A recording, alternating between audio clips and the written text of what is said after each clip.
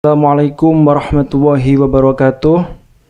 Pada kali ini saya akan memberikan pelatihan tentang seminar motivasi Move On with 50. Nah, pada kesempatan kali ini gue akan berlatih bagaimana menjadi seorang trainer. Pada kali ini gue akan memberikan seminar motivasi tentang Move On with 50. Apa itu maksudnya? Mari kita ikuti beberapa slide yang ada di sini. Ini nanti ada slide-slide-nya juga. Jadi tetap saksikan di channel YouTube Aan Hunayfi. Nah, pertama kali gue akan cerita tentang diri saya pribadi bahwa saya ini adalah anak muda biasa, terlahir dari keluarga biasa saja dan mungkin lahirnya dari desa. Saya sejak lulus SMA itu bukan langsung kuliah, tetapi saya langsung merantau. Dulu saya pernah merantau ke kota Bima di Nusa Tenggara Barat itu selama setengah tahun. Di sana saya belajar tentang apa itu bisnis dengan paman saya di sana. Setelah itu saya pulang ke rumah, ke tempat halaman, lebih tepatnya di Kabupaten Demak ya. Jadi selama 1 tahun juga saya masih pengangguran, masih mencari pekerjaan seperti itu. Jadi kalau cerita zaman dulu ya pernah melamar di sebuah pabrik di daerah Sayung. Itu juga pernah saya melamar di sana, tapi lama kelamaan ya seperti itu, tidak ada panggilan kerja. Nah, pada waktu itu saya menemukan sebuah informasi beasiswa tentang pendidikan kuliah gratis di Surabaya. Pada waktu itu saya langsung masuk ke sebuah kampus, yaitu kampus D1. Jadi kuliahnya cuma 1 tahun, dapat beasiswa full. Jadi dulu saya mengambil jurusan desain grafis. Nah, pada waktu itu memang adalah masa-masa perjuangan saya untuk mencari ilmu di kota Surabaya karena saya merantau untuk yang kedua kalinya. Nah, pada waktu itu saya langsung lulus D1, terus alhamdulillah dapat pekerjaan di sebuah yayasan sosial ya. Dan kini saya sudah sudah freelance, teman-teman semuanya sudah freelance, menjadi seorang freelancer. Jadi saat ini saya masih kuliah S1 jurusan desain komunikasi visual di Sidoarjo. Ya itu sambil desain, sambil meniti karir, langkah saya untuk bisa menuju ke jenjang yang lebih baik lagi. Jadi memang banyak perjalanan yang saya tempuh, ada suka dan duka, itu pasti ada. Semua manusia pasti mempunyai rasa suka dan duka. Jadi ya saya jalani dan saya nikmati kehidupan ini dengan apa yang ada. Yang penting kita tetap qanaah, menerima apa adanya, dan kata orang Jawa, rezeki wis ana sing ngatur, dan kalau di agama Islam ada min haitsu la yahtasib. Nah, seperti itu. Jadi kembali ke profil saya adalah seorang penulis buku, penulis novel juga. Jadi saya sudah punya kalau tidak salah 5 novel sama 1 buku motivasi. Saya tulis sejak saya ada di kampus di Surabaya tersebut selama 3 tahun. Dapat menghasilkan sekitar 4 buku atau 5 buku. Nah, hal itu memang tidak tidak menjadi sebuah buku karena buku itu saya cicil ya, setiap hari saya menulis 1 lembar. Jadi ya memang ada proses, sebetulnya ada proses dari semua itu. Jadi tidak bisa seperti mie instan yang hasilnya itu instan ya. Jadi memang sejak lulus SMA saya ini suka menulis. Jadi setiap hari saya selalu menulis buku diary di buku saya. Mungkin kayaknya seperti anak perempuan atau cewek, tapi sebenarnya saya itu laki-laki ya. Jadi ya seperti itu. Saya memang berawal dari hobi dan secara tidak sengaja terciptalah buku-buku saya. Jadi di sini nanti ada saya tampilkan beberapa buku dari saya dah. Dan itulah sedikit profil dari saya, dan saat ini saya juga masih berlatih bagaimana cara menjadi seorang trainer, karena seorang trainer adalah seorang yang bisa melatih seseorang. Karena ya memang ada keterampilan bicaranya, ada keterampilan tentang pengetahuannya juga, tentang diri saya pribadi itu harus baik sebelum memberikan kebaikan kepada orang lain atau menyampaikan kebaikan kepada orang lain, seperti itu. Nah, kita kembali ke pokok permasalahan, yaitu tentang seminar motivasi Move On with 50. Nah, kita lanjut ke slide selanjutnya di sini. Oke.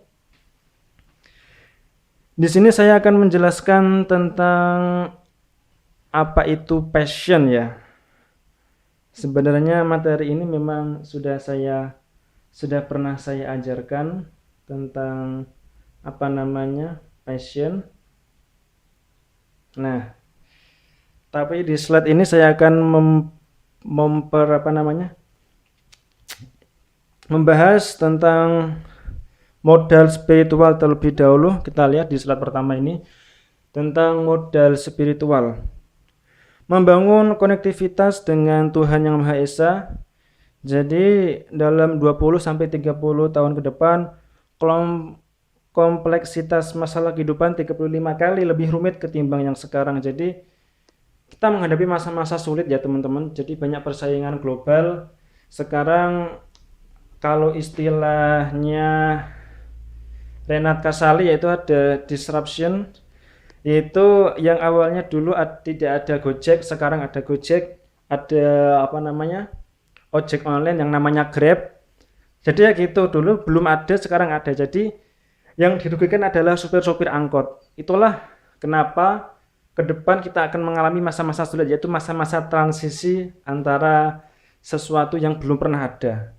Nah, pada pembahasan kali ini memang sangat menarik sekali teman-teman. Jadi mungkin Anda bisa saja kuat secara fisik, cerdas secara intelektual, kaya secara finansial, dan dewasa secara emosional. Tetapi jika Anda lemah secara spiritual, maka Anda tidak akan mampu melampaui krisis kehidupan ini. Jadi kalau kata Cak Nun itu wong urip kudu iso nrimo apa onone. Nah, pada kali ini memang modal spiritual itu memang sangat penting sekali, karena dengan adanya spiritualitas kita akan meyakini bahwa hari esok akan lebih baik lagi, kita akan bisa berpikir lebih positif lagi. Nah, pada kali ini memang manusia itu tidak penting dalam arti tidak penting kita itu menjadi orang yang pintar.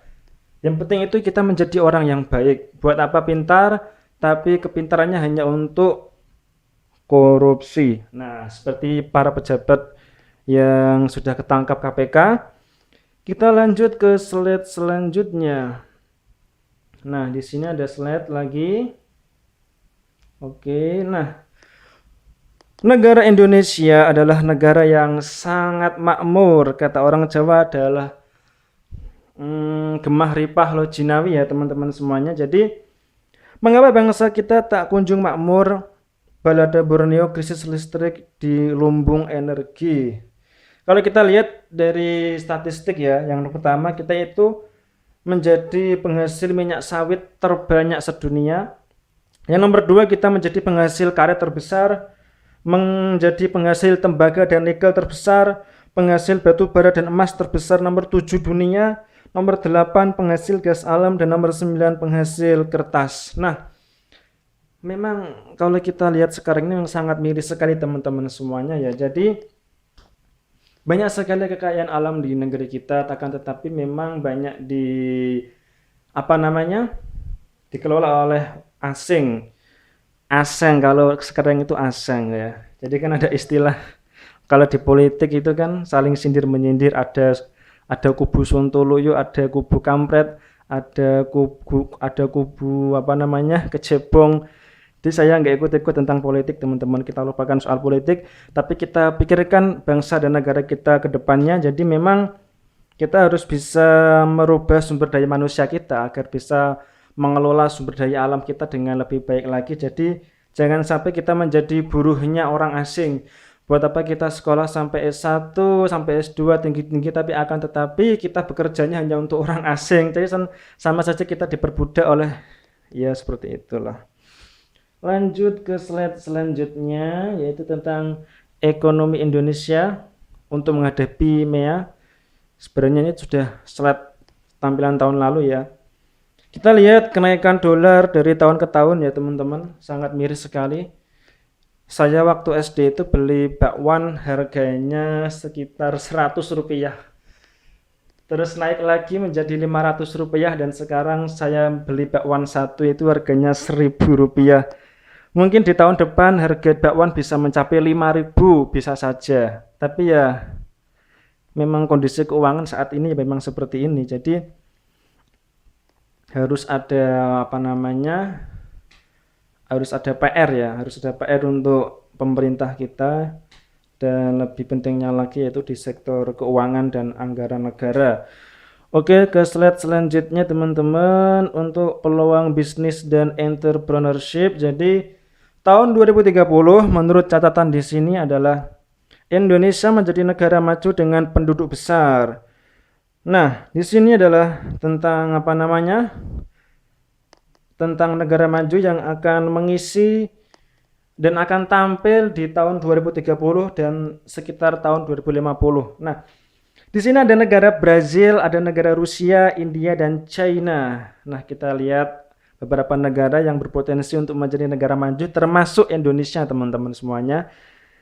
Ya, saya akui Indonesia akan maju di tahun 2030 dan 2050. Bisa maju, tapi yang bisa menikmati siapa? Yang bisa menikmati itu orang asing, bukan kita. Benar, negara kita maju, banyak investor-investor asing membangun jalan tol, membangun beberapa infrastruktur negara. Tetapi semua itu bukan milik kita, teman-teman. Kita itu ngutang semuanya. Utang kita itu banyak di di negara lain, teman-teman semuanya. Jadi memang kasihan ya rakyat Indonesia ya, seperti itu ya. Kasihan. Jadi kita punya tanah sedikit dijual sama orang asing. Nah, seperti itulah balada-balada yang ada di negeri kita. Jadi sebagai generasi muda, generasi milenial, saya berpesan adalah supaya kalian besoknya itu menjadi seorang pengusaha. Bagaimana Anda menciptakan lapangan kerja sendiri daripada Anda ngikut orang, seperti itu.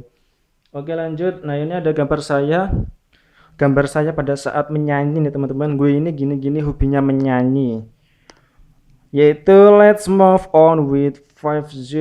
Oke. Nah, yang pertama kita akan membahas 5 untuk menuju kesuksesan Anda. Yaitu yang pertama adalah state of mind, yang kedua ada passion, yang nomor 3 ada vision, dan nomor 4 ada action, dan nomor 5 ada collaboration. Oke, kita bahas satu persatu. Supaya tidak penasaran, Anda harus subscribe dulu di channel YouTube gue, Anhon Navy. Nah, yang pertama adalah state of mind. Yang pertama, ekonomi umat harus kuat. Karena apa? Karena kalau kita tidak kuat ekonominya, maka cenderung kita akan menjadi manusia yang sulit untuk dikendalikan ya. Kalau ekonominya kuat kan tidak mungkin ada maling, tidak mungkin ada kejahatan seperti itu. Yang nomor 2 harus pintar dan kaya itu wajib. Yang nomor 3 sukses itu mandiri di usia dini. Lebih baik sukses di usia muda daripada kita kerja keras di usia tua. Itu quote dari saya.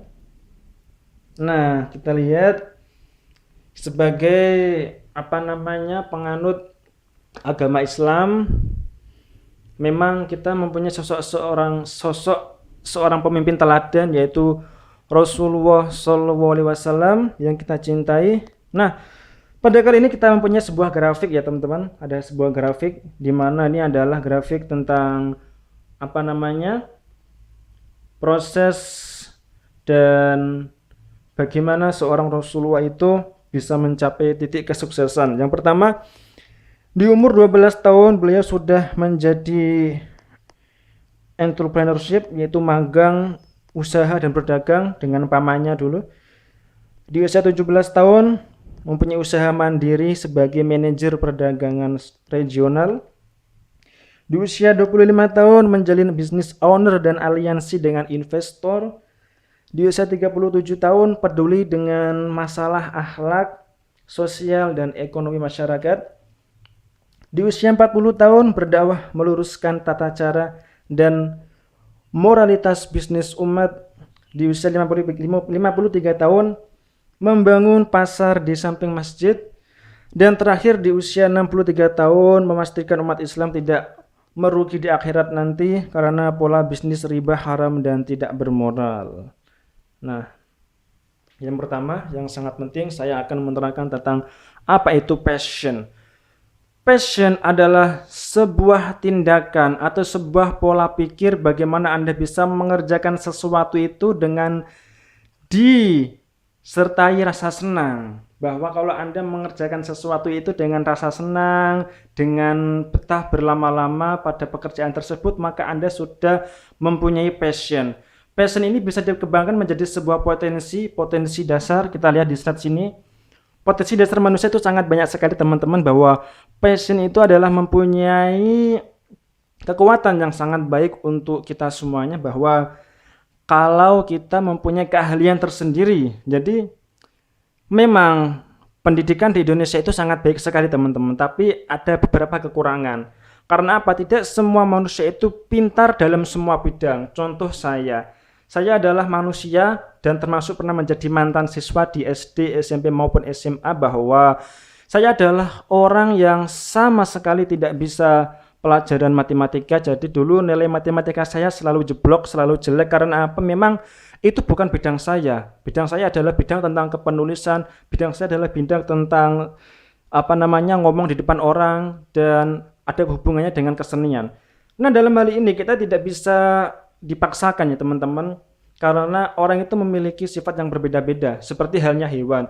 Kalau kamu domba, ya kamu domba, tidak bisa kamu itu menjadi sapi atau kerbau. Jadi mempunyai keahliannya masing-masing. Jadi contoh, kalau memang suka keuangan jadi keuangan, kalau memang suka tentang pekerjaan yang berhubungan dengan desain, ya dimasuki saja jurusan di desain grafis tersebut. Jadi memang passion itu memang sangat penting sekali teman-teman. Jadi galilah passion itu mulai dari kecil, mulai dari anak-anak Anda.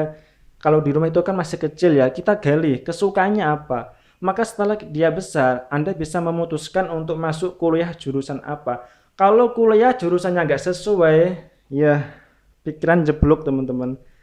Gue itu punya cerita ya, teman gue itu dulu waktu SMA memang sama sekali tidak suka dengan pelajaran matematika. Nilainya selalu jelek, tapi dia kuliahnya itu jurusan di bidang MIPA, di Fakultas MIPA ya, di sebuah universitas di daerah Jawa Tengah. Dia itu curhat sama saya, gimana? Saya kok masih bingung tentang jurusan yang saya tempuh, karena memang orang tua saya memaksa agar bisa memasuki jurusan tersebut. Maka pada akhirnya saya memberikan arahan kepada dia, tetap lanjut kuliah, banggakan orang tuamu, karena sejatinya orang tuamu itu pengen melihat kamu bisa lulus memakai toga setelah lulus menjadi seorang sarjana. Entah jurusan kamu itu apa, terserah, yang penting kamu pelajari. Nanti kalau sudah lulus, kamu tekuni bidang yang kamu sukai. Itu menurut saya. Jangan sampai kamu keluar dari jurusan tersebut karena kamu sudah terlanjur bayar uang banyak, kasihan orang tua kamu, seperti itu. Nah, jadi untuk mengenali kelebihan dan kelemahan dirimu, maka fokuslah pada kelebihan. Yang pertama, menyenangkan. Oke, di slide ini menyenangkan ya. Terus lo harus enjoy, harus memiliki antusias, all out. Sama seperti saya ya, saya ini tiap hari terkadang itu ngelembur ya, buat video kayak gini. Terus terkadang juga ada project desain, membuat brosur, membuat banner, membuat spanduk dan lain sebagainya. Memang saya itu betah berlama-lama, bisa sampai di depan layar komputer itu bisa sampai sekitar 4 jam, 5 jam. Itu karena saya senang, saya mencintai pekerjaan saya. Memang dari dulu saya suka mendesain ya teman-teman. Kalau saya menggambar manual itu jelek, tapi kalau mendesain lewat komputer atau digital itu bagus-bagus. Nah, kita harus pantang menyerah menjadi orang yang militan. Kalau kamu sudah menemukan passion yang kamu miliki, maka langkah selanjutnya adalah kamu akan mengalami sebuah pengalaman menarik, yaitu kamu harus beraksi dalam arti yaitu menggali potensimu itu di dalam passion itu dengan berbagai macam cara. Contoh, kalau kamu hobinya mancing, ya udah tekuni mancing saja. Kalau kamu hobinya makan, ini ada pekerjaan yang sangat unik ya teman-teman. Dulu juga saya itu ngefans sama almarhum Bapak Bondan ya. Bapak Bondan itu yang menjadi presenter sebuah acara kuliner. Dia itu pekerjaannya yaitu makan dan dia sebagai seorang wartawan kuliner. Jadi ya pekerjaannya makan. Kalau kamu suka makan, maka Anda harus tekuni makan itu, dan bisa jadi kamu akan menjadi wartawan kuliner, mengkritisi makanan seseorang. Ya cukup absurd ini. Tentunya banyak lagi passion-passion yang bisa Anda kembangkan teman-teman semuanya, bahwa semua manusia itu pasti mempunyai kelebihan dan kekurangannya masing-masing. Oke, slide selanjutnya, kita harus mempunyai visi atau vision. Hidup lo kalau tanpa tujuan itu sia-sia teman-teman. Buat apa kita hidup di dunia hanya cuman sekali, tapi hanya untuk hura-hura, hanya untuk senang-senang, hanya untuk hal-hal yang tidak bermanfaat. Maka pesan dari saya, lo harus mempunyai sebuah ekspektasi yang cukup luas, harus mempunyai target-target ke depan yang lebih baik lagi, bagaimana Anda bisa mencapai tujuan Anda, mencapai tujuan kesuksesan Anda. Maka dari itu visi sangatlah penting. Maka mulai dari sekarang Anda harus membuat visi misi hidup Anda. Itu apa? Apakah Anda mau ke surga atau mau ke neraka? Karena Tuhan sudah memberikan hak prerogatif kepada Anda. Anda ingin menjadi seorang yang baik, silahkan. Anda ingin menjadi seorang yang buruk, silahkan. Karena Tuhan menciptakan neraka dan surga hanya untuk sebagai jalan kepada dirimu. Apakah kamu ingin menjadi orang baik ataukah kamu ingin menjadi orang yang jelek, itu silahkan, karena sudah ada jalannya masing-masing. Jadi tidak ada paksaan teman-teman. Maka dari itu kamu harus tentukan tujuanmu dari sekarang, bahwa hidup hanya sekali, jangan sia-siakan, karena di akhirat itu selamanya dan tidak ada batasnya teman-teman. Limited edition. Oke. Nah, mengenai tentang visi misi kehidupan, memang kita harus mempunyai pedoman hidup ya. Pedoman hidup kita kalau agama Islam itu ya Al-Quran, hadis, dan masih banyak lagi. Kita harus mempunyai sebuah pandangan hidup ke depan seperti apa, visi apa seperti apa. Jadi hidup kita itu lebih bergairah teman-teman semuanya. Oke. Lanjut ke slide selanjutnya. Nah, kita lihat di slide berikut ini. Jadi mengenai tentang proposal hidup. Menurut penelitian di Harvard Business School tahun 1979 sampai 1989 oleh Mark McCormack, namanya kok angel banget ya. 3% punya proposal hidup jelas dan ditulis, 13% punya proposal hidup tapi tidak ditulis, 84% tidak punya proposal hidup yang jelas.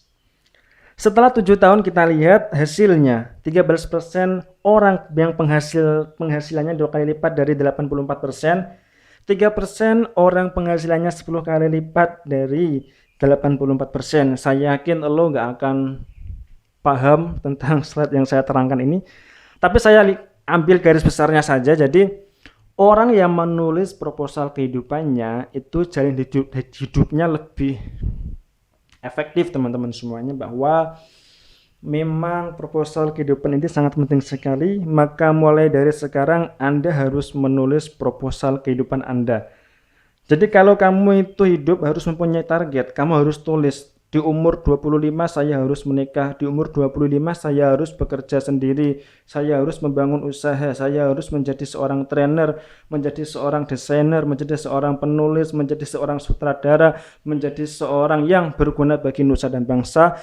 Itu harus kamu tulis di semacam kertas. Kamu kan punya kertas ya, jadi tulis ya mulai dari sekarang. Apa proposal hidupmu? Jadi kamu tulis, saya lulus tahun sekian, saya nikah di umur sekian, saya mati umur sekian, itu harus ditulis. Jadi kita itu runtut, menjalani kehidupan itu runtut sesuai dengan prosedur teman-teman semuanya. Jadi ada tahun ini saya mau ini, tahun ini saya mau ini, jadi sudah ada pandangan. Dan kita lebih bergairah dalam mencapai sebuah tujuan teman-teman semuanya, tentang pentingnya proposal kehidupan. Nah, ini di slide selanjutnya, ini adalah gambar Mike Tyson teman-teman semuanya, kalau kamu belum tahu. Jadi setelah kita melewati beberapa slide yang sudah saya jelaskan tadi mengenai tentang apa itu passion, apa itu visi atau vision, maka kita akan menjalani sebuah tahap yaitu action. Ini yang sangat penting bagi kita. Terkadang kita mempunyai visi misi yang jelas, kita mempunyai proposal hidup yang jelas, akan tetapi kita tidak punya aksi, kita tidak bisa bertindak, mau kemana diri kita. Maka dari itu, kita harus mempunyai pedoman, ada 3 prinsip, yaitu kerja keras, kerja cerdas, dan kerja ikhlas. Maka dari itu, kalau kamu menjadi seorang buruh, kalau kamu menjadi seorang karyawan, ya jalanilah, semua itu baik. Yang penting kamu niatkan untuk beribadah kepada Allah Subhanahu wa Ta'ala, yaitu bertujuan untuk menafkahi anak istrimu. Semua manusia itu tidak semuanya itu sama. Semua manusia itu sama. Mau kamu itu menjadi presiden, menjadi gubernur, menjadi menteri, menjadi pengusaha, menjadi buruh, menjadi satpam, menjadi tukang sampah. Semua manusia itu sama, teman-teman. Tidak ada yang membedakan apa itu pangkat, apa itu harta, apa itu wajah cantik jelek, itu tidak ada, enggak penting semuanya. Entah lo artis, entah lo apa, enggak penting. Yang penting satu, teman-teman, yaitu nilai ketakwaanmu di hadapan Allah Subhanahu wa Ta'ala. Nah, ini yang sangat sulit sekali, karena nilai ketakwaan itu ada di dalam hati. Kita tidak bisa menilai, tidak bisa menjustis seseorang itu, kamu itu jelek, kamu itu buruk, kamu itu seperti apa. Kita tidak bisa menilai seperti itu, bahwa yang bisa menilai kebaikan hati adalah Allah Subhanahu wa Ta'ala. Karena apa? Ada sebuah cerita, yaitu seorang yang pintar dalam bidang agama, akan tetapi dia masuk neraka karena dia itu riya. Riya itu sombong. Jadi setelah dia di akhirat ya, dia ditanya, saya ini ibadahnya banyak, saya ini sering beribadah, saya tekun beribadah. Akan tetapi dia menyombongkan ibadahnya tersebut, dia tidak ikhlas, dia karena ingin masuk surga. Maka dari itu dia malah terjatuh sendiri, dimasukkan ke neraka, seperti itu. Kita kembali lagi ke pembahasan awal, yaitu tentang aksi. Semua itu harus disertai dengan aksi, karena aksi adalah sebuah tahapan yang sangat penting bagi diri kita agar kita bisa mencapai sebuah kesuksesan. Maka dari itu, Anda diberikan waktu 24 jam. Memang bagi saya waktu 24 jam itu waktu yang sangat singkat sekali. Contoh, kalau saya itu bangun tidur itu jam 4, terus bangun, terus sholat subuh, terus mandi, kerja jam 8 sampai jam 5, tidur lagi. Memang aktivitas kita digunakan untuk bekerja dan untuk urusan dunia. Akan tetapi urusan akhiratnya itu cuman 5 ya. 5 itu 5 waktu. Dan satu waktu itu 5 menit. Terkadang 3 menit kalau cepat. Jadi 5 kali 5 ada 25 menit hubungan kita dengan Tuhan, dengan Allah. Sedangkan waktu kerja kita itu banyak sekali. Belum dipotong tidur, istirahat, nonton televisi, dan lain sebagainya. Jadi memang dalam ilmu tasawuf kita itu rugi sebenarnya. Kita sudah diberikan nafas, kita sudah diberikan bentuk tubuh yang sempurna. Kan tetapi rasa terima kasih kita kepada Tuhan itu kurang. Apa yang harus kita berikan? Maka dari itu selalu ucapkan kalimat istighfar setiap hari, karena saya juga merasakan hal-hal yang seperti ini ya teman-teman semuanya. Jadi tetap Anda bekerja, tetapi jangan lupa dengan ibadah. Oke. Nah, ini kita membahas tentang kecerdasan ya, ada cerdas spiritual. Maka yang sangat ditekankan adalah yaitu emotional quotient 20% dan spiritual quotient ada 74%. Jadi memang orang yang mampu mengendalikan nafsunya dan tindakannya untuk hidup setelah mati. Maka dari ini sangat penting sekali bahwa memang spiritual itu lebih penting daripada intelektual, teman-teman semuanya. Buat apa intelektual kita tinggi tetapi spiritualnya jelek? Maka dari itu pentingnya pendidikan karakter kepada anak sangat penting sekali, dimulai dari sejak dini. Itu menurut saya. Kita lanjut ke slide selanjutnya. Maka dari itu semua kita akan melewati beberapa zona, terutama adalah kita harus keluar dari zona nyaman. Maka Anda jangan leha-leha di dunia, Anda jangan memuaskan materi keduniaan dengan hedonisme yang berlebihan. Apa itu hedonisme? Hedonisme adalah suatu cara supaya Anda bahagia. Intinya itu. Maka dari itu Anda harus keluar dari zona nyaman. Keluar dari zona nyaman supaya Anda bisa hidup lebih baik lagi. Karena apa? Hidup tidak cukup hanya untuk tidur, senang-senang, karaokean, dan lain sebagainya. Oke. Kita masuk ke pernyataan awal, yaitu jarang manusia hebat terlahir dari lingkungan yang serba nyaman. Mereka terlahir dari sebuah keprihatinan. Banyak sekali kita contohnya ya. Contoh adalah seorang motivator favorit saya, namanya Jamil Az-Zaini. Dia itu dulunya dari anak miskin, bapaknya itu petani dan banyak utang. Dia sekolah di UTB itu hanya dikasih uang saku sekitar 500.000. Jadi memang sangat melarat sekali teman-teman semuanya.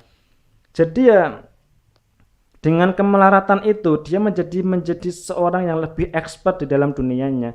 Dia semakin terpancing, termotivasi dengan hinaan banyak orang. Maka dari itu sekarang dia menjadi seorang trainer dan menjadi seorang motivator terkenal di Indonesia dan uangnya banyak. Oke, lanjut. Sederhana dalam sikap dan pemilikan akan menepis malas, gengsi, dan melatih daya tahan. Dan kebahagiaan itu neriman dalam kesederhanaan, karena itu rekayasa keluarga sederhana. Jadi memang pada intinya kita harus keluar dari zona nyaman. Nah, ada sebuah firman dari Allah Subhanahu wa taala, when you feel like impossible, think of this man. Kita lihat di sini ada seorang laki-laki cacat, kakinya patah, dengan anaknya naik sepeda. Allah menjawab, jika aku menghendaki sesuatu maka berkata, jadilah, maka sesuatu pasti terjadi. Kun fayakun. Maka tidak ada yang tidak mungkin di dunia ini. Yang penting kamu bermimpi setinggi-tingginya, bermimpi setinggi langit. Karena apa? Karena kun fayakun, jika Allah berkehendak, maka kamu akan menjadi seorang yang lebih baik lagi, menjadi seorang yang lebih sukses. Jangan khawatir, yang penting kamu lakukan. Kalau seandainya kamu lakukan itu tidak tercapai, maka ada prinsip sesuatu yang kamu cintai belum dicintai Allah. Dan sesuatu yang tidak kamu sukai bisa jadi dicintai Allah Subhanahu wa taala. Itu prinsip saya. Oke. Kita lanjut ke slide selanjutnya. Ada seorang anak membawa rasukan yang sangat banyak sekali ya. Jadi, if you think you suffer in life, Allah menjawab, sesungguhnya bersama kesulitan ada kemudahan. Jadi, jangan khawatir tentang kehidupan Anda, tentang masalah Anda, karena masalah itu pasti ada solusi, dan pas kesulitan pasti ada kemudahan. Maka dari itu jangan takut gagal, karena kegagalan adalah bumbu dari kesuksesan yang paling nyata. Itu quote dari saya. Oke. Maka, if you complain about your life, give up. Allah menjawab, aku tidak membebani seseorang melainkan sesuai kemampuannya. Jadi, memang kemampuan kita seperti ini ya seperti ini. Kita harus melakukan sesuatu yang lebih, karena kita sebenarnya adalah manusia yang mempunyai sejuta kemampuan, asalkan kamu bisa menemukan potensi yang ada di dalam dirimu. Dan janganlah kamu berputus asa dari rahmat Allah, sesungguhnya yang berputus asa dari rahmat Allah hanyalah orang-orang yang kafir. Setelah Anda melakukan sebuah proses antara visi, misi, action, maka Anda jangan putus asa, karena kalau Anda putus asa berarti Anda tidak beriman, imannya kurang. Anda harus percaya bahwa masa depan Anda lebih baik lagi. Boleh jadi masa lalu Anda itu buruk, akan tetapi masa depan Anda itu masih suci. Ibarat kertas itu, kertas-kertas yang lama itu penuh dengan coretan-coretan. Akan tetapi kertas yang belum ada coretannya itu masih putih dan baru. Itu kamu tulis dengan beribu-beribu kebaikan, dengan sejuta kebaikan. Itu quote dari saya. Oke. Kita lewati. Kita lewati lagi. Nah, yang terakhir adalah collaboration. Ada lagu Wong Kang Soleh Kumpulono. Jadi memang adanya kolaborasi. Contoh kalau Anda menjadi seorang bisnismen ya, ada kolaborasi antara satu orang dengan orang yang lain. Kita harus mempunyai jalinan tali silaturahmi dengan hubungan kepada seseorang, entah itu kerabat, entah itu saudara, entah itu teman kerja, rekan SMA, SMP, SD, dan lain sebagainya. Karena dengan silaturahmi umur kita akan menjadi panjang. Nah, ini adalah salah satu contoh buku karya saya. Yang pertama, ada buku motivasi Metamorfosis Kehidupan. Boleh Anda cari di website saya atau di channel YouTube saya juga ada tentang buku Metamorfosis Kehidupan. Ada novel yang berjudul Ketika Ayah Pergi. Novel saya, ada novel saya juga catatan akhir kuliah. Dan itu buku yang lama ya. Sekarang saya sudah mempunyai 3 buku lagi. Jadi memang masih dalam bentuk kerangka, dalam bentuk PDF ya. Ini ada sebuah quote unik, yaitu orang bijak adalah orang yang dapat belajar dari orang lain. Maka nasihat Luqman Al-Hakim yaitu, wahai anakku, bergurulah dengan orang yang berpengalaman karena ia memberimu dari pendapatnya sesuatu yang diperolehnya dengan mahal, sedangkan engkau mengambilnya dengan cuma-cuma. Jadi seperti kita melakukan sebuah pelatihan trainer seperti sekarang ini.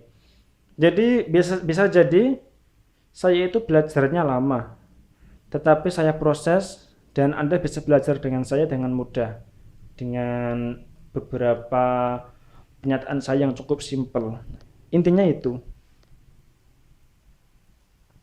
Nah, kita sudah berbicara ya tentang banyak sekali cara agar kita menjadi sukses, yaitu tentang 5 tadi. Ada passion, ada vision, ada action, ada collaboration. Itu sangat penting sekali bagi diri Anda untuk modal Anda ke depan bisa lebih baik lagi. Yang pertama adalah passion, tentukan passion Anda. Yang nomor 2, tentukan visi Anda. Yang nomor 3, tentukan aksi-aksi Anda. Dan yang nomor terakhir, nomor 4, yaitu tentang kolaborasi. Bagaimana Anda bisa memiliki relasi yang sangat banyak, kenalan yang sangat banyak, sehingga bisnis Anda bisa lancar, seperti itu. Kita sudah memasuki waktu akhir, sesi akhir, jadi pesan saya memang sangat simpel sekali. Coba Anda bayangkan, umur manusia itu sampai berapa sih? Paling tidak umur 60 manusia sudah menua, sudah mulai pikun, sudah mendekati ajal, sudah berbau tanah. Sekitar umur 60-70 itu adalah umur-umur yang sangat rawan sekali. Malah sekarang di umur 40 tahun, 50 tahun sudah terserang berbagai banyak macam penyakit. Ada hipertensi, kencing manis, kencing asin, kencing kecut, kencing apalagi. Dan memang banyak lagi kencing-kencing yang belum saya sebut. Jadi Anda harus waspada karena banyak sekali makanan sekarang itu mengandung bahan kimia. Jadi lebih baik memakan makanan yang alami. Itu tidak penting ya. Yang penting yang harus Anda lakukan adalah bagaimana Anda melakukan sesuatu di sisa umur akhir Anda dengan sesuatu kegiatan yang bisa bermanfaat untuk orang lain, bermanfaat untuk semua orang. Seperti sekarang ini, saya ini berarti menjadi seorang trainer, menjadi seorang pembicara ulung.